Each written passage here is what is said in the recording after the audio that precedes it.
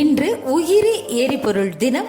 உயிரி எரிபொருட்களை பற்றி பொதுமக்களிடம் விழிப்புணர்வை ஏற்படுத்துவதற்காக ஒவ்வொரு ஆண்டும் இந்த தினம் கொண்டாடப்படுகிறது. உயிரி எரிபொருள் என்றால் என்ன, அதனை எதிலிருந்து தயாரிக்கலாம், அதனால் ஏற்படும் பயன் என்ன என்பது தொடர்பாக இம்மாத நமது மண்வாசத்தில் கட்டுரை எழுதியுள்ளார் இஸ்ரோ விஞ்ஞானியான முனைவர் சசிகுமார் அவர்கள். கடந்த 200 ஆண்டுகளில் உலக மக்கள் தொகை 6 மடங்கு அதிகரித்திருக்கிறது. 150 ஆண்டுகளுக்கு முன்பாக கண்டுபிடித்த குருடாயிலில் இருந்து டீசல், பெட்ரோல் போன்ற புதைப்படிவ எரிபொருட்கள் கண்டுபிடிக்கப்பட்டன. அதன் பயனாக இவற்றால் இயங்கும் இயந்திரங்கள் கண்டுபிடிக்கப்பட்டன. இன்றைய தேதிக்கு 150 கோடிக்கும் அதிகமான வாகனங்கள் பயன்பாட்டில் உள்ளன. வாகனங்கள் மற்றும் எரிபொருள் தேவைக்கு புதைப்படிவ எரிபொருட்கள் முக்கிய பங்காற்றுகின்றன என இம்மாத நமது மண்வாசம் இதழில் கூறுகிறார் முனைவர் சசிகுமார் அவர்கள்.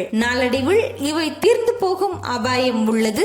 மேலும் இதன் அதிகப்படியான உபயோகங்கள் சுற்றுச்சூழல் மாசுபாட்டையும் உருவாக்கிவிட்டது. புதைப்படிவ எரிபொருட்களுக்கு பதிலாக உயிரி பொருட்களில் இருந்து உருவாக்கும் எரிபொருட்கள் தான் உயிரி எரிபொருள் எனப்படுகின்றன. பொதுவாக உயிரி பொருட்களான புல், மரம், பயிர் வகைகள், மரங்கள், விலங்குகள் மற்றும் விவசாய கழிவுகள் ஆகியவற்றை உயிரி எரிபொருட்களாக மாற்றலாம் என மாற்று எரிபொருளுக்கான யோசனையினை விரிவாக சோளத்திலிருந்து எரிபொருள் என்ற தலைப்பில் நமது மண்வாசத்தில் எழுதியுள்ள கட்டுரையில் விவரிக்கிறார். அருமையான அறிவியல் தகவல் என்பது மட்டுமல்ல, எதிர்காலத்துக்கு மிக முக்கியமானதும் கூட.